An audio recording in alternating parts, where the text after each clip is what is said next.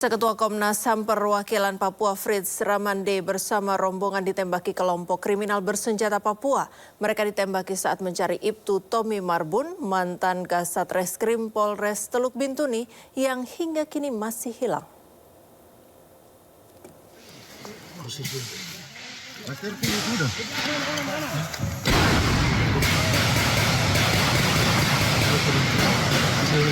Rombongan yang membawa Ketua Komnas HAM perwakilan Papua harus berlindung saat ditembaki KKB di Sungai Rawara, Distrik Moskona, Teluk Bintuni. Terus dibahas, tolong, dalam nama Yesus. Kontak senjata pun terjadi setelah tim gabungan dari Brimob melakukan tembakan balasan. KKB yang terus terdesak mundur ke dalam hutan. Tolong. Kurang lebih pas jam 7:10 kami ditembak oleh kelompok sipil bersenjata. Kami berlima, syukur bisa selamat melakukan perlindungan diri, 4 kali ditembak dan syukur mendapat perlindungan dari anggota Brimob melakukan tembakan balasan dan kami bisa selamat di sini. Seluruh rombongan berhasil diselamatkan ke Distrik Moskona, Teluk Bintuni. Perwakilan Komnas HAM berada di lokasi untuk ikut mencari Ibtu Tommy Marbun, mantan Kasat Reskrim Polres Teluk Bintuni yang hilang sejak 18 Desember 2024 lalu. Dari Bintuni, Papua Barat, Chandri Suripati, iNews melaporkan.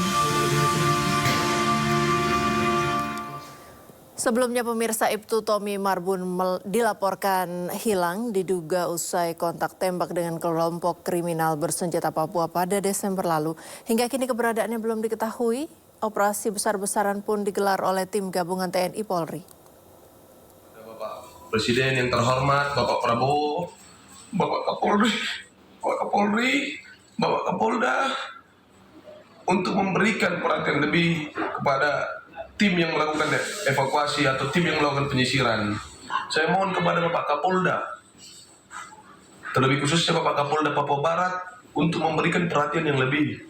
Saya mohon sekali Bapak, kita hanya ingin kita dapat kabar yang sepasti-pastinya bagaimana keadaan abang kita sekarang. Operasi pencarian personel Polri, Ibtu Tommy Samuel Marbun yang hilang di Papua terus digelar. Dalam operasi AB Moskona 2025, seorang personel Satgas harus dievakuasi setelah tersengat lebah. Meski sempat kritis, namun kondisinya terus membaik. Tadi baru saja kita evakuasi darurat personil Satgasar dari Korbrimob Polri yang tergabung dalam operasi Alfa Bravo Moskona 2025. Untuk Satgasar ini sudah mendahului ya dari 4 hari yang lalu sudah berada di hutan. Operasi AB Moskona memasuki tahap ketiga. 510 personel gabungan dikerahkan untuk mencari mantan Kasat Reskrim Polres Teluk Bintuni, Ibtu Tommy Samuel Marbun. Upaya pencarian sebelumnya sempat dilakukan pada 18 sampai 31 Desember 2024 dan tahap kedua pada 27 Januari hingga 2 Februari 2025. Hingga kini, keluarga masih menunggu kejelasan nasib Ibtu Tommy Samuel Marbun yang masih belum diketahui keberadaannya. Mantan Kasat Reskrim Polres Bintuni ini diduga hilang usai kontak tembak dengan KKB Papua pada Desember 2024. Tim Liputan iNews melaporkan. Pemirsa, untuk mengetahui lebih lanjut terkait aksi penembakan OPM terhadap Ketua Komnas HAM Papua dan bagaimana progres pencarian Ibtu Tommy Marbun yang hilang, kita sudah terhubung dengan Ketua Komnas HAM Papua Fritz Ramande dan juga Kabid Humas Polda Papua Kombes Pol Ignatius Beni Adi Prabowo. Kita ke Ketua Komnas HAM terlebih dahulu. Selamat sore waktu Indonesia Barat. Ya, selamat malam Pak Fritz. Malam Mbak Friska. Ya, Pak Fritz, simpati kami atas penembakan yang Anda alami. Bagaimana kondisi Anda saat ini? Boleh diceritakan Bapak? Ya, terima kasih. Saya sekarang sudah berada di salah satu perkampungan, yaitu perkampungan Mayado. Saya di perkampungan Mayado. Karena kemarin saya ditembak dengan 4 orang anggota polisi di Kali Rawara, sehingga kemarin sore juga saya langsung dievakuasi ke Mayado. Sekarang saya sedang ada di Mayado. Baik, bisa Anda gambarkan sedikit Bapak seperti apa peristiwa saat itu, saat penembakan tersebut, tepatnya di daerah mana dan kenapa Anda bisa sampai di sana? Apakah ini berkaitan dengan pencarian? Iya, Mbak Friska. Jadi pada tanggal 18 Desember itu Tommy Marbun, Kasat Serse, Polres Bintuni, Ya. dalam operasi penegakan hukum kemudian dinyatakan hilang di Danau Rawara, Sungai Rawara. Sehingga kemudian Polres Bintuni telah melakukan upaya pencarian, tapi kemudian belum menemukan hasil yang maksimal, sehingga pada tanggal ini, pada minggu ini kemudian Mabes Polri bersama Polda Papua Barat itu membentuk tim lagi untuk melakukan upaya pencarian. Nah, karena keluarganya telah menyampaikan pengaduan ke Mabes Polri, ke Komnas HAM, ke Kompolnas, ke DPR. Nah, sehingga Polri itu memandang penting untuk mengundang Komnas HAM dan Kapolda Papua Barat, Irjen John Isir mengirim undangan agar Komnas HAM menghadiri upaya pencarian ini untuk memantau proses pencarian dan rekonstruksi. Nah, sehingga saya sebagai pimpinan perwakilan Komnas HAM di Papua langsung menghadiri upaya pencarian dan rekonstruksi. Nah, dari Kabupaten Bintuni untuk sampai ke lokasi itu membutuhkan perjalanan jalan kaki itu 2 hari. Itu mobil sudah mengantar tim sampai di salah satu wilayah yang namanya Meyerga. Dan itu dari Meyerga itu distrik terdekat harus jalan 2 hari. Jadi mereka sudah melakukan perjalanan sejak hari Rabu yang dipimpin langsung oleh Kapolda Papua Barat, dan mereka baru sampai hari Jumat. Saya itu baru sampai di hari Jumat. Dan hari Jumat itu saya menyaksikan bagaimana upaya pencarian di lokasi dan bagaimana upaya rekonstruksi. Dan Komnas HAM berkepentingan untuk memastikan bahwa upaya pencarian ini menggunakan standar SOP yang benar dalam rangka upaya mengungkap keberadaan hilangnya Ibtu Tommy Marbun. Jadi hari Jumat dilakukan, hari Sabtu dilakukan, hari Minggu itu masih harus dilakukan. Nah, pada hari Minggu pagi, karena kami harus ibadah, nah saya ditunjuk untuk memimpin ibadah Minggu pagi di lokasi di mana kami memasang ada 24 camp. Di situ ada Pak Kapolda Papua Barat, ada 2 jenderal dari Mabes Polri, dan pejabat-pejabat lain dari Mabes Polri yang tergabung dalam Satgas pencarian ini. Nah, jam 6:20 begitu saya turun ke danau untuk melakukan kegiatan MCK. Nah, waktu saya turun, setelah melakukan MCK selesai tepat. Jadi waktu saya turun kemudian ada 4 orang anggota polisi tidak menggunakan senjata, tidak menenteng senjata. Kami turun MCK.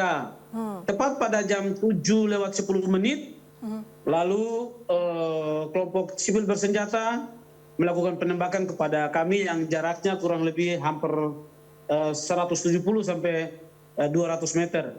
Nah, syukur, puji Tuhan, karena kami berlima yang berada di lokasi itu tidak terkena peluru. Ya. Dan begitu mendengar tembakan pertama, kedua, langsung kami melakukan upaya penyelamatan diri. Begitu dengan tembakan langsung kami melakukan upaya penyelamatan diri. Dan kemudian Brimob yang ada di sekitar situ melakukan penembakan untuk melindungi kami.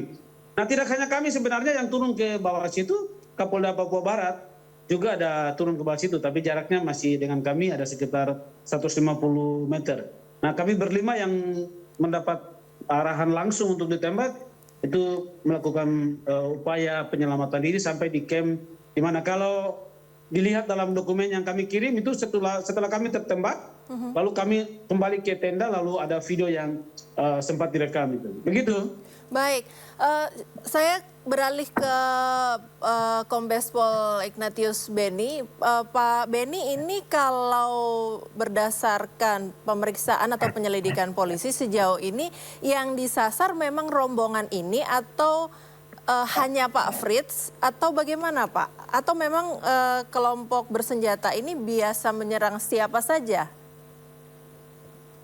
Iya, bisa saya sampaikan Mbak Priska bahwa kegiatan mereka itu memang itu kawasan atau daerah tersebut itu termasuk bagian daripada jalur perlintasannya mereka. Jalur apa Pak? Maaf mungkin Pak. mereka monitor. Ya, Jalur apa Pak? suara saya Maaf. terdengar jelas. Ya, jalur apa maaf? Jalur perlintasan dari Baik. kelompok KKB ya. Hmm. Nah memang itu kenapa kita tentukan itu adalah zona merah karena memang mereka banyak melakukan aktivitas di daerah tersebut. Nah mungkin mereka juga sudah monitor terkait dengan adanya kegiatan dari kepolisian maupun SAR yang dilakukan. Memang sebelumnya juga kelompok atau timnya Hitung Marbun yang berhasil juga melumpuhkan DPO, jadi mungkin mereka juga ingin untuk melakukan pembalasan ya, seperti itu. Memang lokasinya mereka ada di seberang sungai, sehingga ini mengurangi ketajaman mereka untuk melakukan tembakan ke arah sasaran, itu sehingga ada kesempatan untuk Pak Fritz bersama dengan teman-teman 4 orang bisa segera mengamankan diri. Demikian. Bagaimana kondisi anggota Bapak atau anggota Polri saat ini yang bersama dengan Pak Fritz dan kawan-kawan?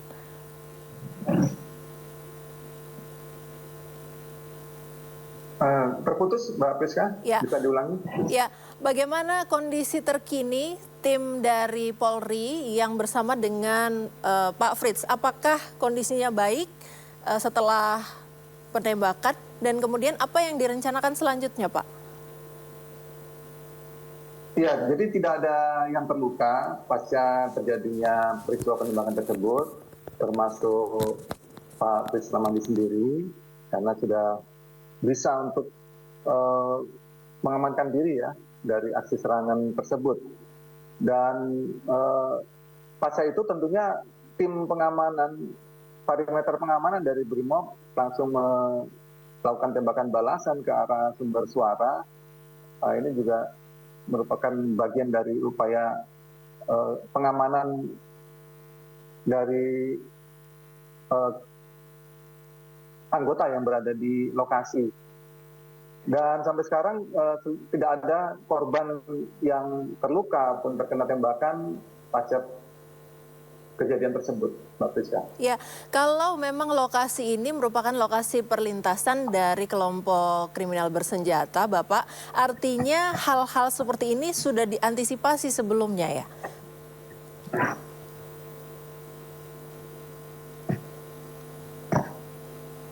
Pak Beni?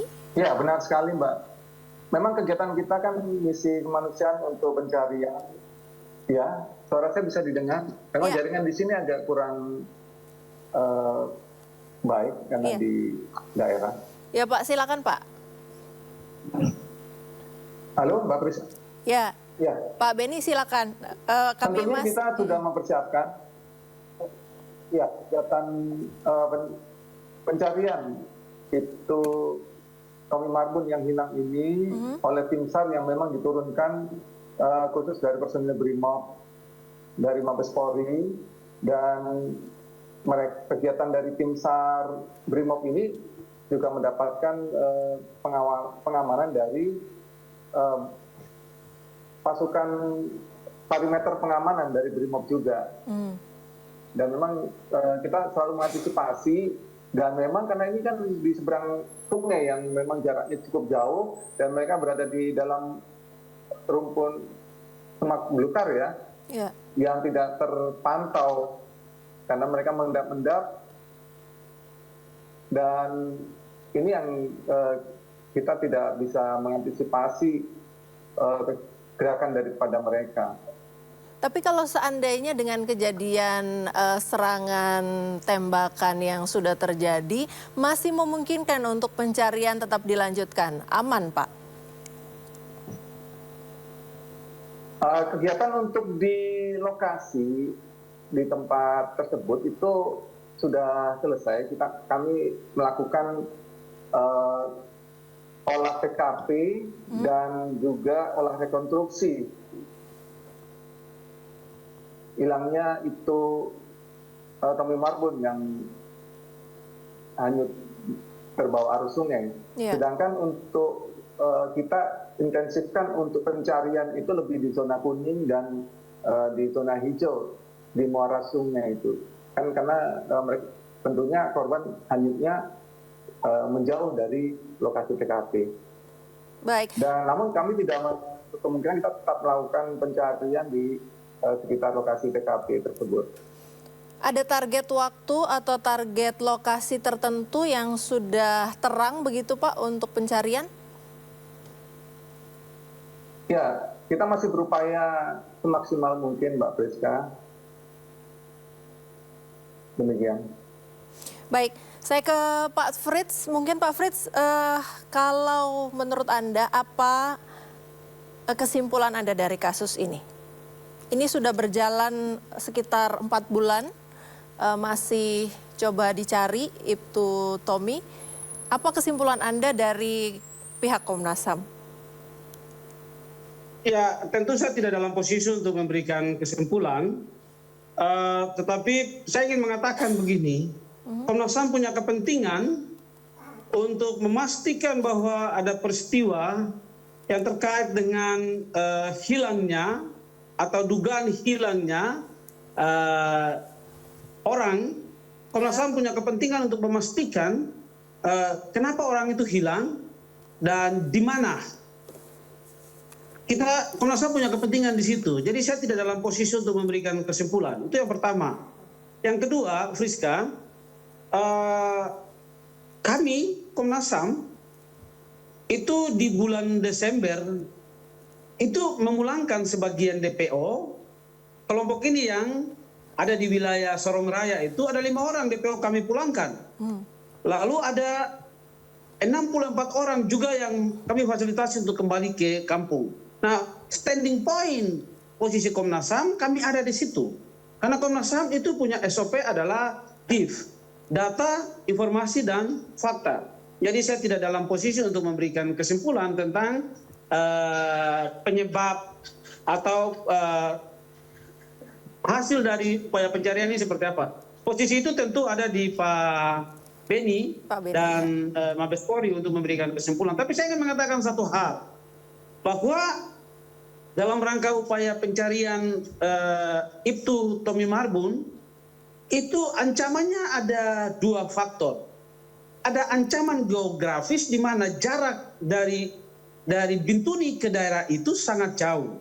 Yang kedua, kondisi alam yang berubah-ubah. Yang ketiga, itu ancaman sungai, derasnya sungai, itu sangat membahayakan. Sangat membahayakan. Itu yang pertama, yang kedua. Yang kedua adalah, betul apa yang dikatakan oleh Pak Beni tadi, wilayah Rawara, Muskona Barat, itu wilayah rawan konflik. Kenapa saya mengatakan rawan konflik? Karena itu wilayah perlintasan, sehingga dalam waktu-waktu tertentu kelompok sipil bersenjata akan mengedap dan melakukan serangan secara gerilya membabi buta kepada siapapun yang melintas di situ. Yang sangat kami sayangkan adalah itu dilakukan di hari Minggu, hari di mana mestinya semua orang yang mengaku orang Kristen harus beribadah itu. Dan ini adalah operasi kemanusiaan. Ini bukan operasi pengejaran atau operasi penegakan hukum, bukan. Dan sebenarnya pihak ini juga sudah mengetahui bahwa ini adalah operasi penegakan, operasi pencarian.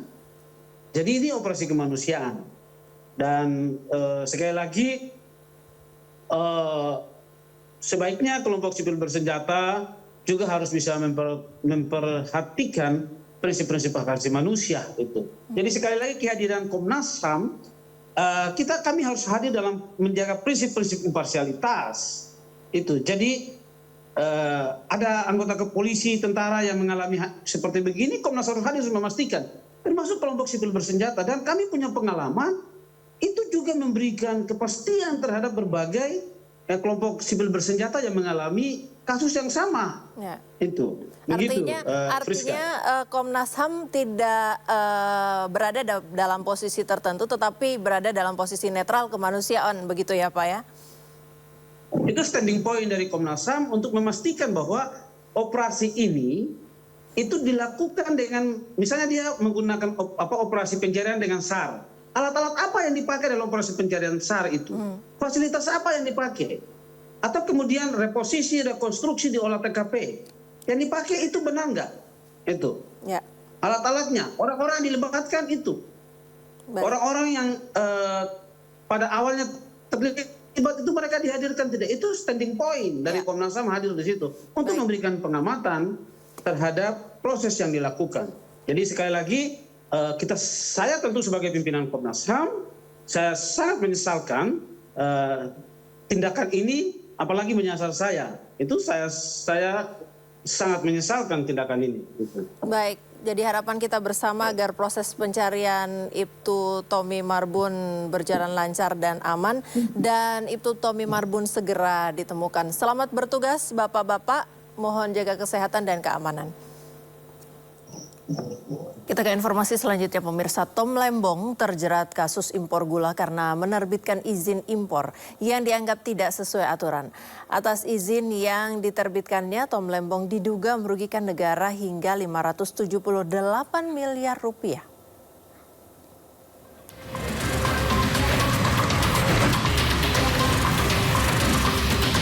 Mantan Menteri Perdagangan Thomas Trikasih Lembong terjerat dugaan korupsi impor gula pada tahun 2015-2016.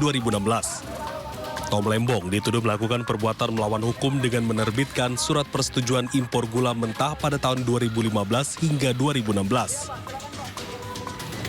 Kejaksaan Agung menyebut Tom Lembong menerbitkan surat itu tanpa didasarkan rapat koordinasi antar kementerian. Surat yang diterbitkan Tom Lembong diberikan kepada 10 orang yang juga menjadi tersangka kasus korupsi impor gula. Akibat keputusan itu, Tom Lembong dituduh telah memperkaya 9 pihak swasta dan merugikan negara. Meski 9 tersangka telah mengembalikan uang tersebut, namun mereka tetap diproses hukum bersama Tom Lembong. Total kerugian negara yang diakibatkan atas kasus ini adalah 578 miliar rupiah. Meski seluruh dakwaan telah dibacakan oleh jaksa penuntut umum, namun kuasa hukum Tom Lembong mengajukan eksepsi dan menolak seluruh dakwaan jaksa. Dari Jakarta, Tim Liputan iNews melaporkan. Ya, pemirsa, sidang lanjutan kasus dugaan korupsi dan suap mantan pejabat Mahkamah Agung Zarof Rikar kembali digelar di Pengadilan Tipikor Jakarta Pusat. Sebanyak 9 saksi dihadirkan oleh JPU pada sidang hari ini. Mantan pejabat Mahkamah Agung sekaligus makelar kasus Ronald Tanur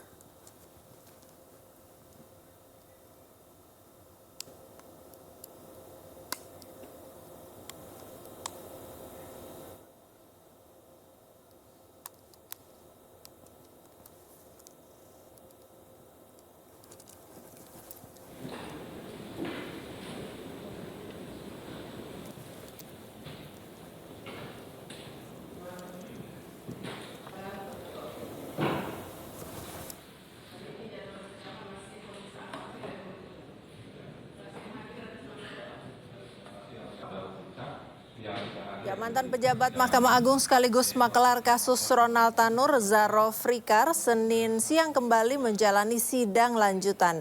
Agenda sidang hari ini adalah mendengarkan keterangan saksi dari jaksa penuntut umum. Total ada 9 saksi yang akan memberikan keterangan, namun baru 3 saksi yang terkonfirmasi hadir. Ketiga saksi tersebut adalah Bert Nomensen Sidabutar, Dia Puspitaningrum, dan Abdul Muluk.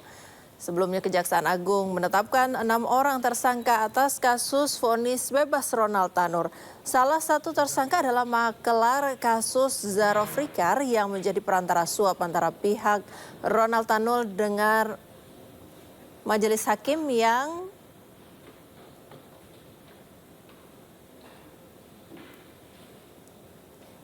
membebaskan Ronald Tanur. Atas hal itu Zarof didakwa atas upaya permufakatan jahat karena menjanjikan uang 5 miliar rupiah pada Hakim Kasasi Agung Susilo. Dan atas perannya itu Zarof Rikar terancam hukuman 20 tahun penjara.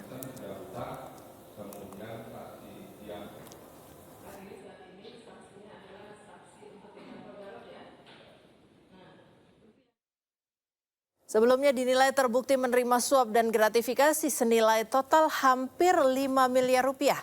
3 hakim terdakwa kasus suap dalam putusan bebas Gregorius Ronald Tanur dituntut hukuman pidana 9 hingga 12 tahun penjara.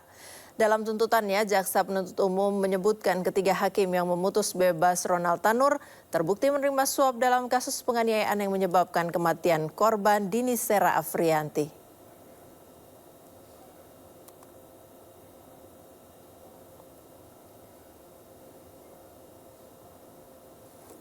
Untuk mengetahui informasi selengkapnya terkait jalannya sidang perkara vonis bebas Ronald Tanur, sudah bergabung bersama kami rekan Henry Aulia di Pengadilan Tipikor Jakarta. Henry, selamat sore. Henry, apa poin penting dalam sidang perkara vonis bebas Ronald Tanur hari ini?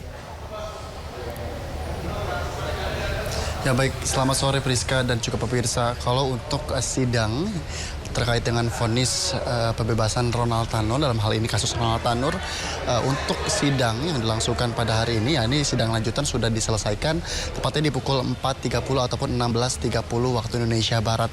Yang kemudian ini pun dihadirkan oleh 3 terdakwa yang kemudian juga memang sebelumnya informasi yang kami dapatkan ada 10 saksi yang akan dihadirkan. Namun kembali lagi ini membahas terkait dengan sidang yang diperdalam ataupun sidang yang mendalami terkait dengan kasus yang memang ini berkaitan dengan suap ataupun gratifikasi yang dilakukan dalam pembebasan Ronald Tanur.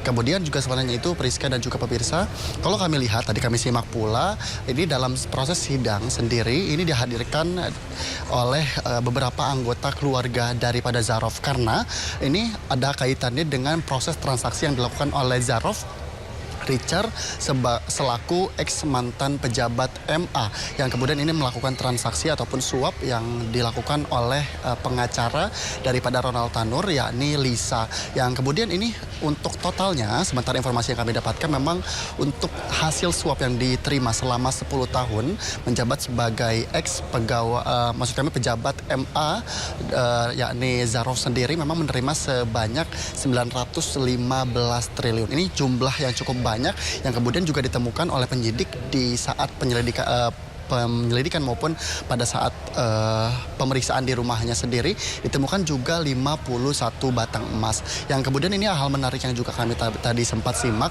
dalam sidang ini sendiri pun juga pihak dari keluarga ataupun pihak dari Zarof yang juga Lisa sendiri juga tidak keberatan dengan dihadirkannya anggota keluarga untuk sidang yang dilaksanakan pada hari ini. Kemudian juga seperti hal yang tadi kami sudah sampaikan akan ada 3 terdakwa yang akan dihadirkan pada sidang lanjutan hari ini, yang kemudian ternyata hanya ada 2 terdakwa saja yang dapat hadir, yang diantaranya adalah Zarof selaku ex mantan MA, pejabat MA, kemudian juga Lisa selaku pengacara daripada Ronald Tanur, yang kemudian juga yang ketiga adalah ibu dari Ronald Tanur.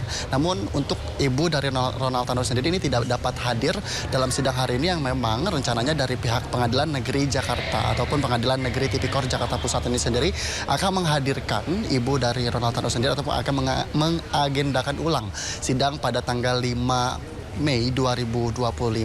Kemudian juga selain itu ada hal menarik lain yang kami dapat sampaikan bahwa dalam sidang ini sendiri pun juga ditemukan bahwa anak daripada Zarof sendiri, satu anak laki-laki daripada Zarof juga menerima uang dari Lisa sebanyak 1,2 miliar rupiah yang tertera dalam penyataannya yang sudah ditandatangani langsung oleh istri dari Zaroff sendiri. Yang kemudian juga selain itu ada pembahasan yang lebih dalam, namun seperti halnya tadi kami juga sempat tanyakan kepada pengacara ataupun penasihat hukum dari Zaroff yang juga tidak memberikan pemaparan lebih jelas. Apakah nantinya ke depannya akan direncanakan lebih lanjut lagi terkait dengan hasil sidang tadi yang sudah disampaikan, ataukah nantinya pada sidang lanjutan kembali pada tanggal 5 Mei 2025 yang akan menghadirkan ibu dari Ronald Tanur sendiri.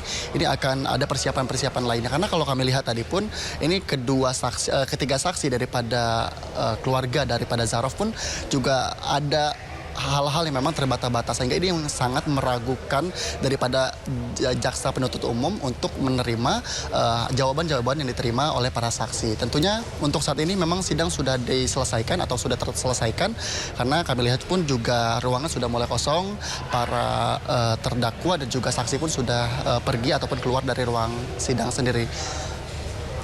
Sementara kembali ke studio. Terima kasih Henry Aprila, selamat bertugas kembali. Pemirsa, nama Ronald Tanur kembali mencuat setelah terseret kasus dugaan suap kepada hakim untuk mendapatkan vonis bebas. 3 hakim Pengadilan Negeri Surabaya didakwa menerima suap dan gratifikasi sebesar 4,6 miliar rupiah dari ibu Ronald Tanur, Meriska Wijaya.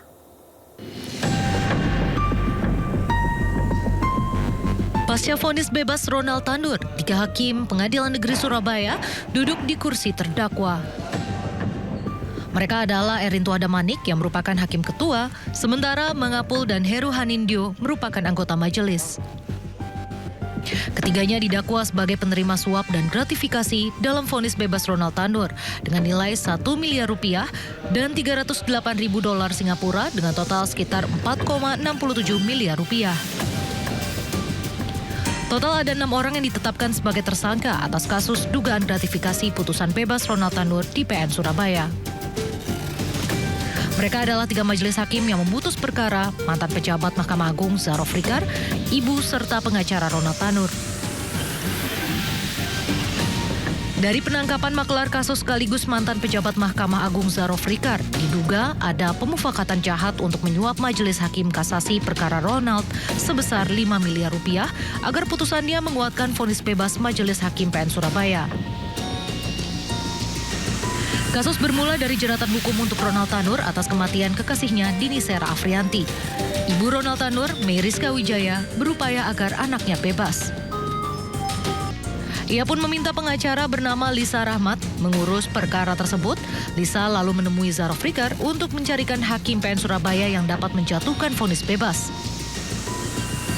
Ronald pun akhirnya divonis bebas pada 24 Juli 2024. Namun di tingkat kasasi, Mahkamah Agung membatalkan putusan bebas tersebut. Ronald Tanur akhirnya divonis 5 tahun penjara. Tim Liputan iNews melaporkan.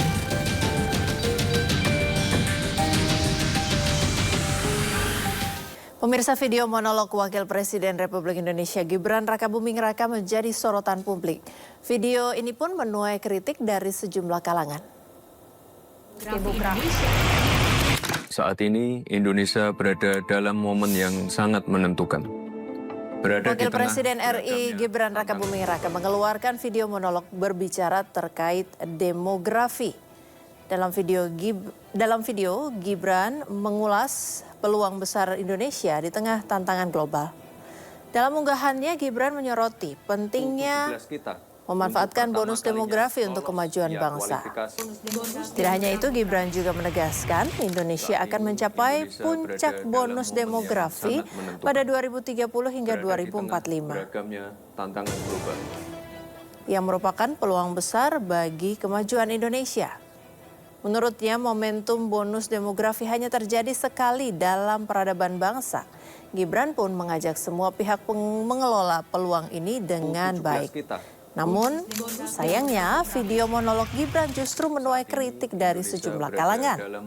Meski sejumlah pihak membela, termasuk dari pihak istana. Dan berikut cuplikan video monolog Wapres Gibran Rakabuming Raka. Indonesia berada dalam momen yang sangat menentukan. berada di tengah beragamnya tantangan global, baik itu ekonomi, perang dagang, geopolitik, maupun perubahan iklim yang membawa perubahan di berbagai sektor. Tapi di sisi lain, Indonesia sebagai negara yang besar, sebagai negara yang menaungi kehidupan 284 juta penduduknya, harus tetap tumbuh, harus tetap lincah, dan adaptif. Teman-teman, tantangan ini memang ada, bahkan begitu besar. Tapi yakinlah, peluang kita juga jauh lebih besar. Tentu banyak yang sudah mendengar tentang bonus demografi. Kondisi di mana lebih dari separuh penduduk suatu negara berada pada usia produktif. Ya, Indonesia akan mendapatkan puncak bonus demografi di tahun 2030 sampai tahun 2045. Video monolog Wakil Presiden Gibran Rakabuming Raka terkait isu demografi baru-baru ini memicu respon publik. Dengan gaya santai namun menyelipkan pesan-pesan tajam, Gibran dinilai tengah membentuk gaya komunikasi politik yang unik, terutama di kalangan anak muda. Untuk membahasnya sudah hadir bersama kita Wakil Ketua Umum Jokowi Mania San Salvator, pengamat politik Boni Hargens, dan analis drone emprit Nova Rizal Mujtahid. Selamat sore Bapak-Bapak, saya mungkin panggil Bang dan Mas ya. Sore. Ya. Selamat sore. Mas Nova, ya saya ke Mas Nova dulu. Ini Mas Nova, kalau dari analisanya drone emprit, apa sebenarnya yang ingin ditampilkan atau dimaksudkan dari video monolog ini? Pesannya jelas ya, bahwa Wapres kita, Mas Gibran, optimis dengan bonus demografi yang akan kita hadapi nanti. Itu jelas sekali. Dan apa yang harus kita lakukan dan apa yang harus dilakukan kayak gitu. Sebenarnya ada 3 video yang hampir serupa, itu tentang bonus demografi, lalu 3 hari kemudian sepak bola, lalu 2 hari yang lalu kalau tidak salah tentang hilirisasi. Semuanya isinya monolog, dan kalau kita lihat memang komentarnya itu terutama di YouTube ya, itu memang kebanyakan negatif kayak gitu. Tapi saya kira kalau dari isinya apa yang disampaikan oleh Mas Gibran itu jelas sekali, baik di 3 videonya itu ya, tentang demografi, sepak bola, juga hilirisasi. Presis, artinya tepat, jelas sekali yang ingin disampaikan, juga apa yang disertai juga dengan beberapa data-data kayak gitu. Lalu juga ajakan ya, optimisme, membangkitkan optimisme, dan itu saya kira adalah hal yang wajar karena posisi dia sebagai wakil presiden kan bukan cuma dia tentu punya posisi di sana. Dan sayangnya kalau di media sosial memang tanggapan publik kebanyakan tidak terlalu positif ya pada Mas Gibran, kecuali di TikTok. Kalau di TikTok itu memang kelihatan lebih positif, pesan-pesan Mas Gibran diterima. Dilihat dari mana? Kita lihat dari komentarnya saja. Komentarnya di TikTok itu cenderung lebih positif dibandingkan di Instagram maupun di YouTube. Tentu saja ada negatifnya di TikTok, tapi itu tidak sebanyak yang di YouTube komentar negatif dan di Instagram komentar negatifnya. Gitu Mbak Priska. Menurut Anda kenapa responnya cenderung negatif di beberapa platform? Apakah perbedaan sasaran marketnya, market ya, atau memang secara umum ditanggapi negatif saja? Kalau kita belajar kalau kita mengamati media sosial Gibran, baik Mas Gibran itu kan sebelumnya paling awal dia main di Instagram sama di Twitter, kemudian baru di kanal media sosial lainnya. Ya. Dan kalau kita lihat perkembangannya dari semua kanal media sosial yang Mas Gibran bermain di dalamnya, itu memang basis pendukung terkuat Mas Gibran ada di TikTok sebenarnya. Jadi Twitter itu bukan tempatnya Mas Gibran sama sekali. Kalau Mas Gibran nge-tweet itu sudah pasti isinya kritik di dalamnya. Begitu juga YouTube bukan basis pendukung Mas Gibran, tidak banyak yang berkumpul di YouTube, tetapi di TikTok ya, dan sebagian Instagram. kita lihat juga followernya kalau di YouTube itu kan kurang dari 100.000, 97.000 sekian kalau nggak salah. Beda dengan Instagram dan TikTok yang sudah lebih dari 5 juta follower kayak gitu. Engagement lebih tinggi dan lebih berterima juga di kalangan pengguna TikTok dan Instagram. Selain itu, video-video di TikTok dan Instagram itu kan kadang-kadang Mas Gibran tampilkan lebih pendek ya. Kalau kita lihat juga pengguna TikTok itu justru lebih suka video-video yang pendek, berbeda dengan video-video di YouTube yang agak lebih panjang kayak gitu. Butuh waktu lebih banyak untuk melihat, memahami apa yang ingin disampaikan oleh para YouTuber kayak gitu. Itu kan lebih banyak. Beda dengan di TikTok yang videonya lebih banyak, 50 detik, 60 detik kayak gitu. Kadang-kadang tidak lebih dari 2 menit. Jadi saya kira itu sih yang terjadi ya. Kenapa lebih negatif? Karena memang bukan ininya, bukan basis pendukung Mas Gibran tidak di situ, tidak di YouTube, tapi di TikTok. Baik. Saya ke Bang Boni. Bang Boni, kalau tadi disebutkan dalam video bahwa bonus demografi itu disampaikan oleh Mas Wapres mulai tahun 2030. Artinya saat di mana masa pemerintahan Prabowo Gibran selesai begitu. Ada maksud politikkah di balik itu? Pertama saya mengapresiasi monolog yang dilakukan oleh Mas Wapres Gibran. Ini merupakan satu terobosan besar di dalam praksis politik di Indonesia dan sekaligus mempertegas identitas seorang Gibran Rakabuming sebagai wakil presiden, bahwa beliau adalah anak muda dan beliau memahami betul dinamika sosial, politik, ekonomi yang kita hadapi hari ini, termasuk dinamika keamanan dan berbagai gatra yang lain di dalam kehidupan berbangsa dan bernegara. Artinya bahwa monolog ini sebuah ungkapan ke ruang publik, sebuah letupan gagasan sekaligus sebuah upaya untuk memperlihatkan jati diri seorang Mas Wapres. Jadi seperti apapun responsnya, di dalam teori komunikasi politik, semakin besar respons, maka itu semakin sukses. Perkara soal responsnya negatif atau positif, kira itu soal timing saja. Orang mungkin baru saja terkejut. Tetapi kalau ini dilakukan secara konsisten, tentu saja terobosan macam ini bisa meningkatkan popularitas dan juga rasa suka dari masyarakat. Terutama digital society yang hari ini memang membuat kita. Nah, sekarang pertanyaannya kalau apakah ini ada motif politik dan segala macam?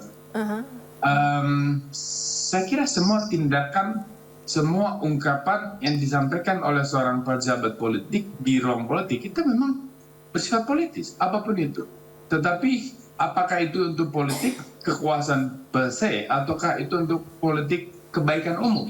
Nah, saya kira apa yang dilakukan oleh Mas Gibran itu adalah sebuah politik untuk bonum commune atau kemaslahatan bersama. Jadi dia menunjukkan komitmen dan political engagement bahwa Indonesia ke depan akan seperti ini. Dengan faktum politik, sosial, ekonomi bahwa kita menghadapi bonus demografi, kita mau apa? Kita akan ngapain? Kan sebetulnya Mas Wapres ingin mengajak semua orang sadar dan kemudian concern dengan apa yang akan terjadi ke depan sehingga kita harus mempersiapkan diri menghadapi momen bonus demografi itu kan dalam rangka menyukseskan Indonesia emas. Jadi pertanyaan kamu itu menurut saya juga itu cenderung menjadi pertanyaan yang retoris pada akhirnya, karena siapapun yang akan bicara pada langkah macam ini itu pasti dalam konteks politik dan sifatnya politis. Tapi sekali lagi ya itu politik moral, itu politik keberpihakan pada kepentingan umum. Kalau dari Mas Salvator sendiri bagaimana responnya? Membaca respon negatif yang banyak muncul. Iya, selamat sore Mbak Friska, Bang Boni sama Bang Nova.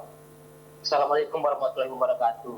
Yang pertama, hal yang dilakukan oleh seorang Mas Wapres dalam berdialog, berkomunikasi, Saya pikir ini sebuah langkah bagus, langkah strategis yang mana kebanyakan para politisi, para public figure itu melakukan komunikasi dengan tata cara yang berbeda, yang biasanya dilakukan dengan cara misalnya berdialog atau dengan menggunakan media live streaming lainnya, yang mana itu bersifat memancing. Dengan kata lain misalnya melakukan podcast. Namun yang dilakukan oleh Mas Wapres ini tersendiri merupakan langkah kreatif yang dilakukan anak muda hari ini. Nah itu yang sebenarnya perlu kita apresiasi dan perlu kita teladani juga, bahwa teknik komunikasi itu tidak serta-merta harus mengikuti dengan apa yang sudah dilakukan. Kalau misalnya melakukan terobosan dan itu baik, saya pikir tidak masalah. Kemudian masuk kepada persoalan ada yang support dan tidak support, yang mendukung dan tidak mendukung, dislike. Tidak ada hal apapun yang 100% itu ketika kita melakukan hal baru itu disukai semua orang. Saya pikir itu hampir 100% tidak pernah ada. Semua hal yang dilakukan pada mulanya itu pasti ada kontroversinya antara pro dan kontra. Ada antara yang mendukung dan tidak mendukung. Bagi mereka yang tidak mendukung, yang pasti mereka ini juga bagian-bagian yang tidak suka sebelumnya. Karena tidak mungkin orang melakukan like and dislike itu tanpa ada persoalan yang mendasar. Kalau hanya sekedar statement, sosialisasi yang disampaikan oleh Mas Wapres kemudian tidak suka, kemudian responnya begitu negatif, ini pasti ada motif di balik ini semua. Kemudian motifnya salah satu dugaan saya adalah mereka yang berpolitik kemudian sakit hati. Itu poin pentingnya. Saya pikir itu. Baik, sebelum kita lanjutkan sesi dialog, kita akan saksikan dulu satu informasi berikut dari Wamen Sekretaris Negara Juri Ardiantoro yang turut menanggapi video monolog Wapres Gibran Rakabuming Raka. Juri menilai tidak ada yang salah terkait langkah Gibran membuat video untuk menyampaikan informasi ini. Banyak cara komunikasi para pejabat, Pak Presiden, Pak Wapres, Pak Menteri, dan seluruh pejabat yang lain tentu punya kepentingan untuk menyampaikan hal-hal yang perlu diketahui oleh masyarakat. Ya kan, baik mengenai program-programnya pemerintah maupun terhadap hal-hal yang penting untuk segera disampaikan kepada publik atau kepada masyarakat. Dan tentu caranya macam-macam, modelnya macam-macam. Yang penting pesannya sampai ke masyarakat. Dan tentu kita mengharapkan masyarakat mendapatkan informasi yang lebih benar, lebih langsung dari sumbernya. Masyarakat tidak banyak mendapatkan informasi-informasi yang sudah di-cloning gitu, sehingga bias informasi dan kadang-kadang informasi yang beredar seringkali sudah bias dan tidak benar. Oleh karena itu, ya baik sekali kalau para pejabat bisa menyampaikan langsung informasi yang benar. Ya, kembali ke sesi dialog pemirsa, Mas Nova, Pak Salvator dan juga Bang Boni. Mas Nova masih bersama kami? Ya, Mas Nova. Ya, Mas Nova, kalau dari pengamatan Anda, respon baik negatif maupun positif yang muncul di berbagai platform media sosial, itu adakah yang memberi respon terkait dengan program-program pemerintah yang selama ini sudah dijalankan ataupun yang akan dilakukan? Responnya beragam, tentu saja banyak. Di antara yang beragam itu adalah memberikan masukan apa yang sedang dilakukan oleh pemerintah dan apa yang akan ingin dicapai oleh pemerintah. Pada MBG, pada bonus demografi misalkan, netizen juga mengaitkan bagaimana kita akan mencapai bonus demografi yang baik. Misalnya pada kritiknya ya, itu apakah dengan MBG kita bisa mencapai memanfaatkan bonus demografi yang disampaikan oleh Mas Gibran seperti itu. Tentu saja pernyataan-pernyataan itu banyak sekali. Dan kalau dilihat di media lainnya juga, di kanal media lainnya, pertanyaan-pertanyaan juga mirip-mirip ya sebenarnya. Kritik-kritik pada Mas Gibran itu selain kepada Mas Gibrannya sendiri, pada individu Mas Gibrannya juga terhadap apa yang dia lakukan sebagai Wapres dan apa yang dia lakukan, apa yang sudah dilakukan akan dilakukan oleh pemerintah Indonesia, Pak Prabowo, program-program Pak Prabowo kayak gitu. Jadi saya kira kanal yang dibuka oleh Mas Gibran, saya bersyukur Mas Gibran tidak menutup kanal komentarnya, karena dari situ kita bisa melihat keresahan-keresahan yang terjadi sebenarnya apa sih.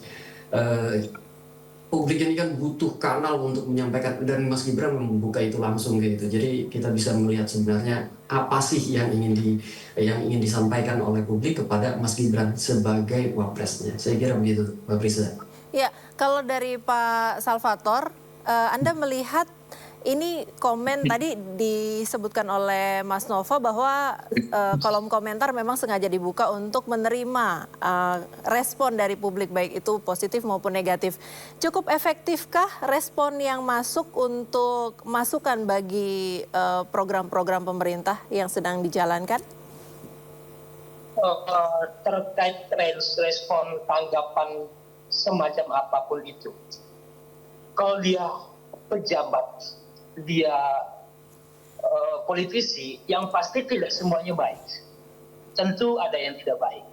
Namun Mas Wapres tersendiri, sebagaimana dia menunjukkan ketokohannya, kemudian kolom komentarnya tidak ditutupi, ini menunjukkan ruang demokrasi terbuka bagi yang tidak suka.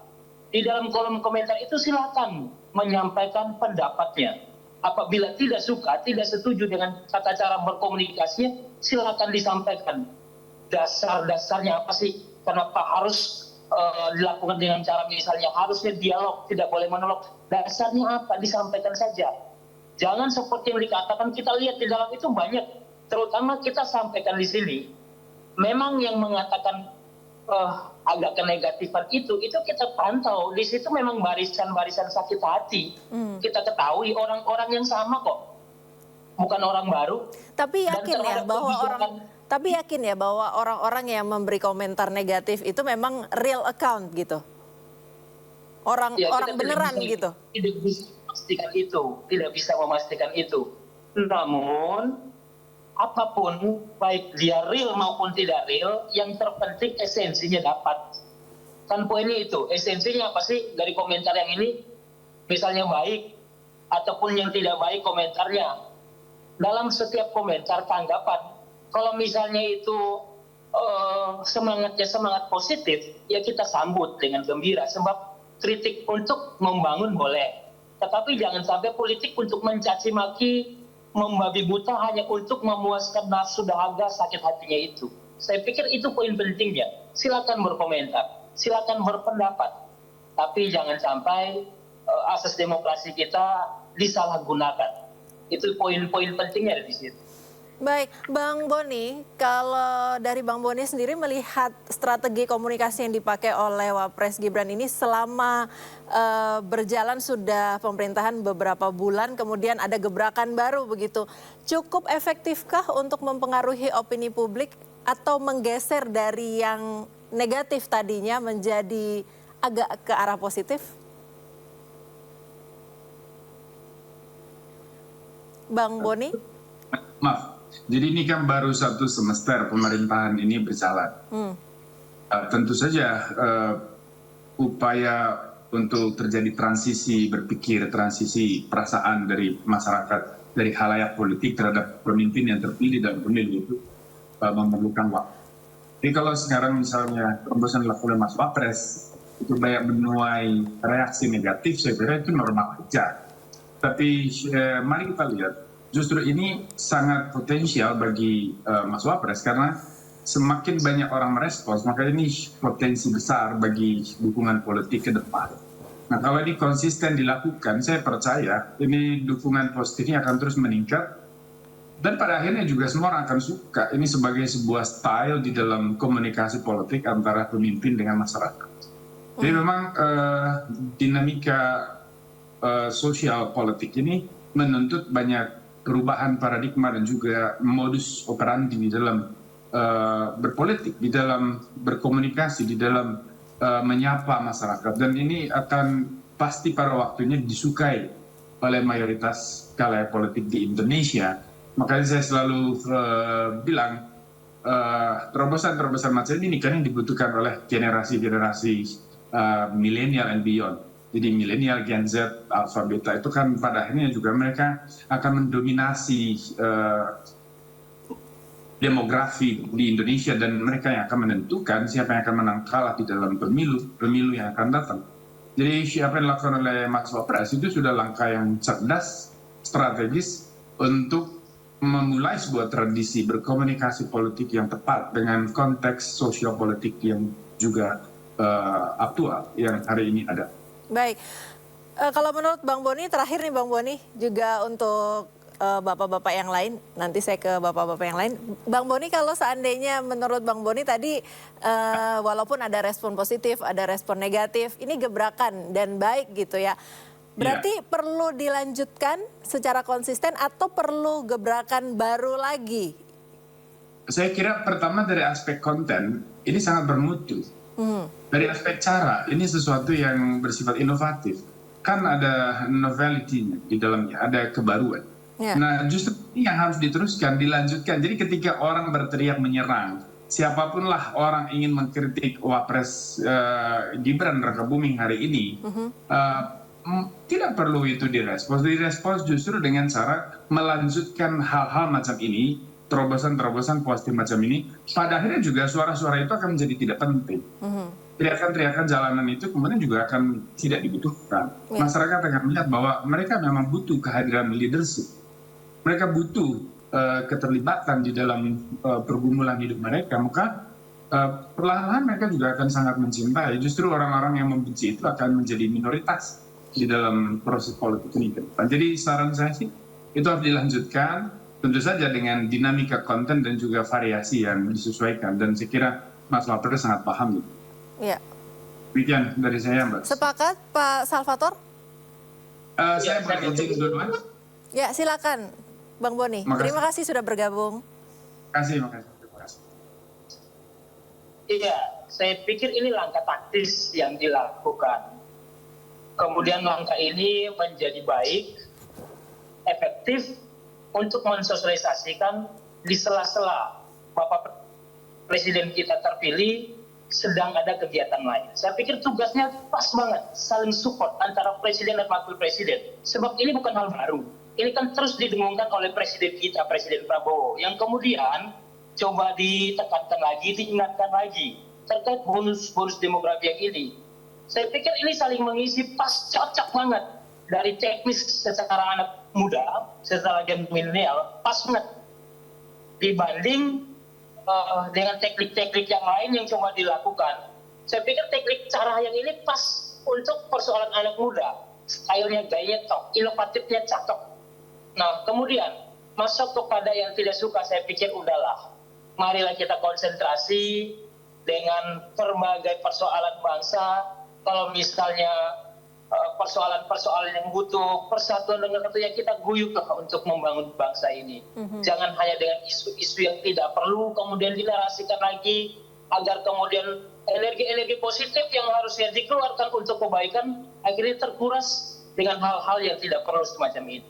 Saya pikir itu saja. Baik, kalau dari Drone Emprit bagaimana? Apakah ada hal lain atau data lain yang penting untuk dimunculkan sebagai gebrakan baru dengan gaya komunikasi monolog yang sama? Kalau di media sosial, Mas Gibran memiliki privilege sebagai wakil presiden ya. Tapi kalau di media sosial perlu juga diingat bahwa posisinya sebagai wakil presiden itu sama dengan posisi YouTuber lain kalau di YouTube, sama dengan TikToker lain kalau di TikTok kayak gitu. Jadi privilege itu tidak terlalu menjadi sesuatu yang bisa bermanfaat jika isinya tidak ada yang baru, jika pesan-pesannya kurang jelas atau tidak menjawab pertanyaan-pertanyaan yang sedang dihadapi oleh publik kayak gitu ya. Selama dia baru, selama dia bisa menjawab permasalahan-permasalahan, pertanyaan-pertanyaan publik, dan itu saya kira wajib dilakukan agar kita tahu posisi Mas Gibran, posisi pemerintah dalam hal ini adalah di mana, kayak gitu. Baik, terima kasih Mas Nova Rizal Mustahid, analis Drone Emprit, juga Pak San Salvator, Wakil Ketua Umum Jokowi Mania, dan tadi juga sudah bergabung bersama kita Bang Boni Hargens, pengamat politik, sudah bergabung semuanya Bapak-Bapak di Sindo Sore pada sore hari ini. Selamat beraktivitas kembali dan salam sehat Bapak-Bapak. Selamat sore Fisya, terima kasih. Pemirsa, Presiden Prabowo Subianto merespon dan menghormati 8 tuntutan Forum Purnawirawan Prajurit TNI. Melalui penasihat khusus Presiden Bidang Politik dan Keamanan Wiranto, permintaan tersebut telah sampai ke tangan Presiden dan sedang dipelajari secara seksama.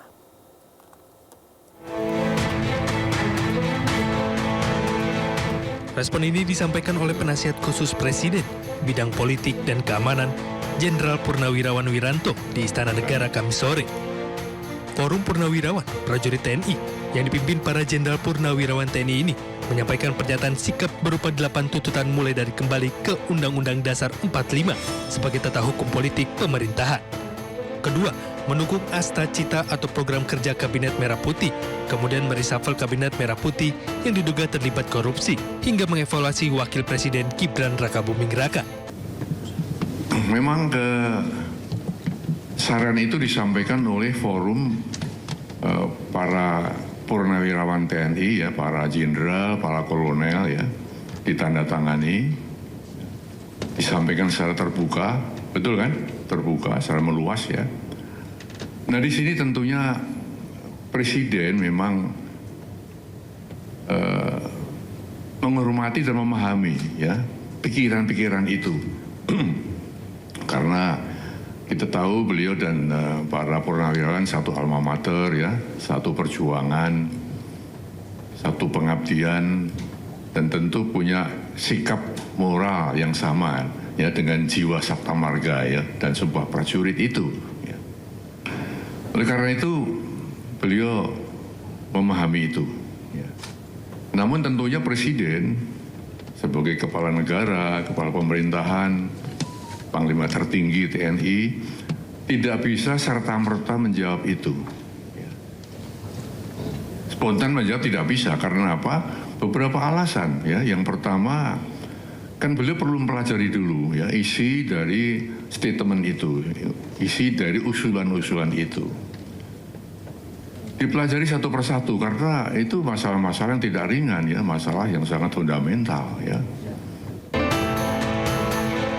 Pernyataan sikap 8 tuntutan Forum Purnawirawan Prajurit TNI ditandatangani oleh para mantan petinggi TNI mulai dari Jenderal Purnawirawan Fahrul Razi, Jenderal Purnawirawan Tiasno Sudarto, Laksamana TNI Purnawirawan Slamet Subianto, Marsekal TNI Purnawirawan Hanafi Asnan, dan mantan Wakil Presiden ke-6 RI Jenderal TNI Purnawirawan Trisutrisno.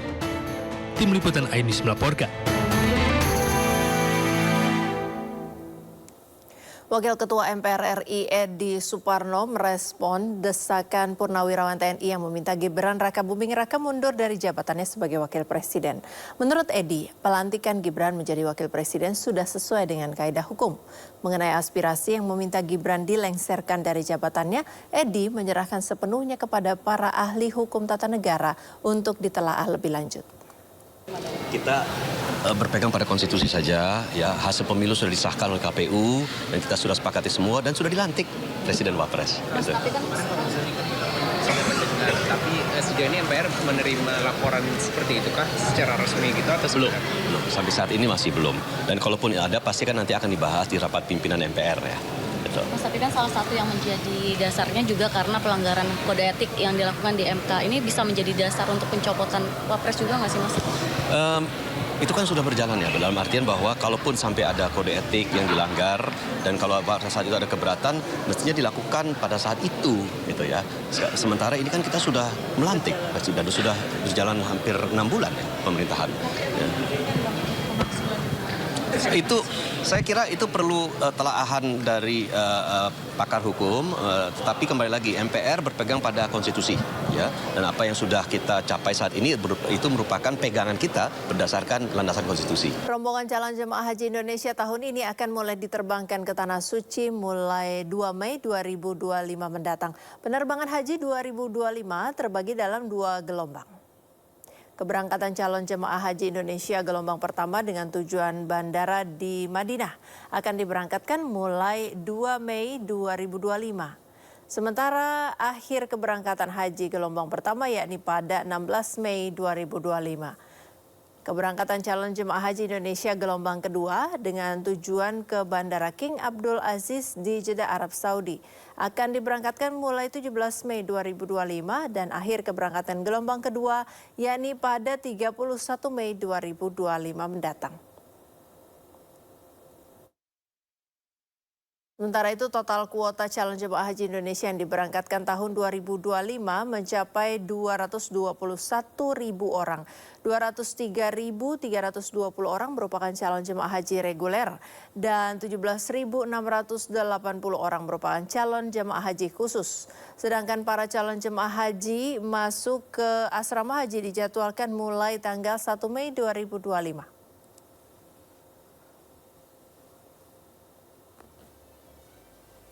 Presiden Prabowo Subianto menerima kunjungan Federasi Industri Korea Selatan di Istana Merdeka, Jakarta hari ini. Pertemuan ini bertujuan untuk mempererat hubungan kerjasama ekonomi antara Indonesia dan Korea di berbagai sektor strategis. Pertemuan dengan 19 pemimpin industri terkemuka Korea Selatan ini berlangsung siang tadi sekitar pukul 11 waktu Indonesia Barat di ruang rapat besar Istana Merdeka. Presiden Prabowo Subianto didampingi oleh Wakil Presiden Gibran Rakabuming Raka, Menko Perekonomian Erlangga Hartarto, Menteri Sekretaris Negara Prasetyo Hadi, dan Menteri Investasi serta Hilirisasi sekaligus Kepala Danantara Rosan Roslani. Sebagai informasi, Federasi Industri Korea Selatan merupakan organisasi non-profit dan independen yang beranggotakan konglomerat Korea Selatan.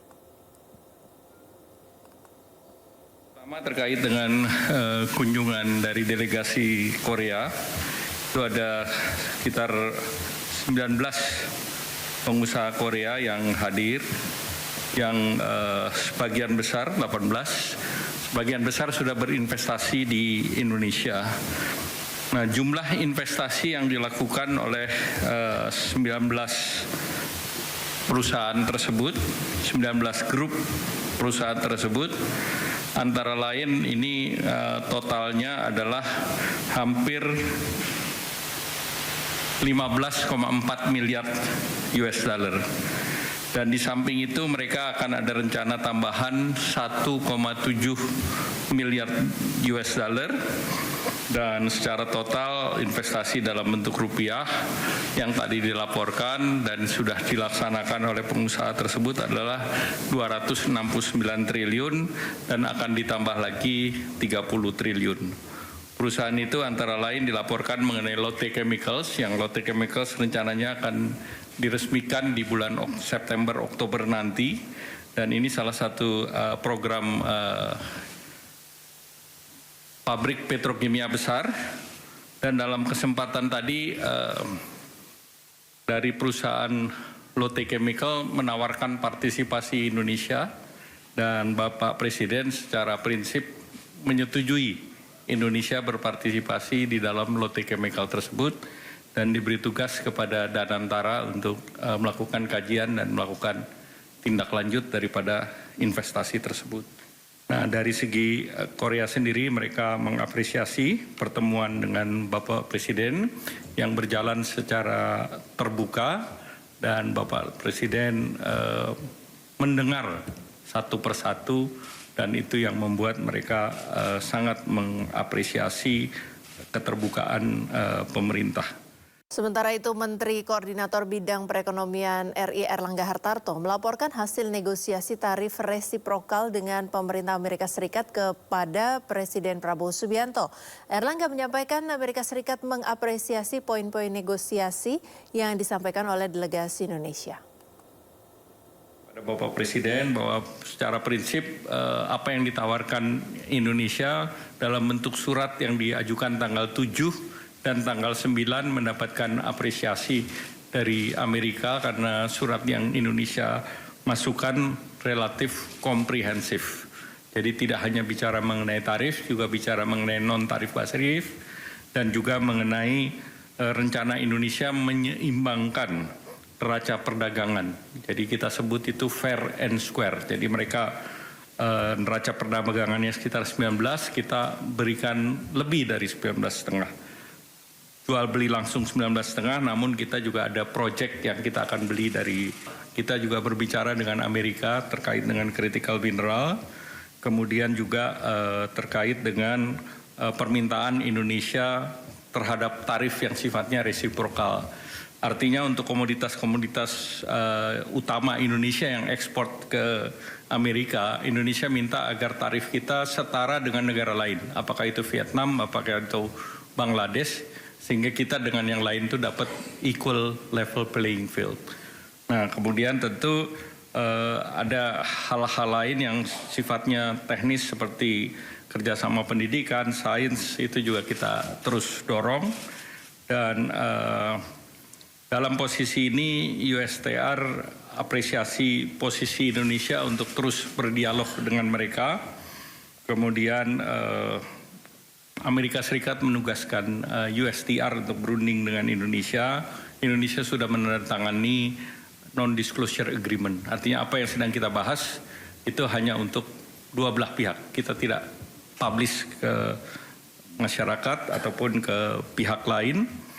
Dan secara geopolitik tentu Indonesia dianggap penting oleh Amerika, dan tadi saya lapor Bapak Presiden memberikan arahan bahwa apa yang kita tawarkan itu adalah win-win solution dan kita tidak membedakan satu negara dengan negara lain. Jadi artinya relatif apa yang kita tawarkan adalah apa yang sedang kita lakukan.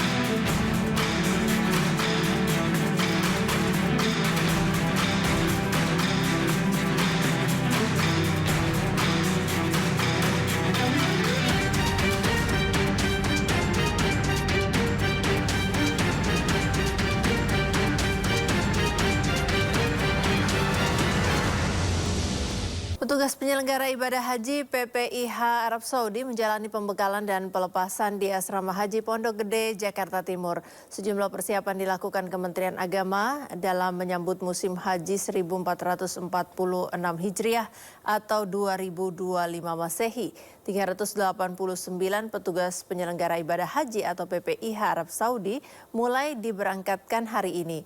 Mereka yang diberangkatkan akan bertugas di daerah kerja Bandara, Madinah, tenaga kesehatan, serta kantor urusan haji Jeddah.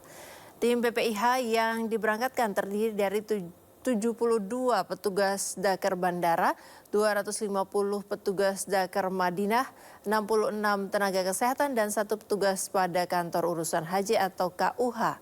Kemenak juga mempersiapkan kuota petugas tahap kedua yang dikhususkan untuk penguatan di Dakar, Mekah, Madinah maupun bandara. Untuk Dakar, Madinah dan Dakar Bandara, petugas-petugas kita berangkatkan, ada 389 petugas yang akan kita berangkatkan. Kita akan mempersiapkan untuk yang tahap kedua, khususnya yang ada nanti untuk penugasan di Dakar Mekah, dan juga nanti penguatan yang masih diperlukan, baik itu yang di bandara maupun yang ada di Madinah.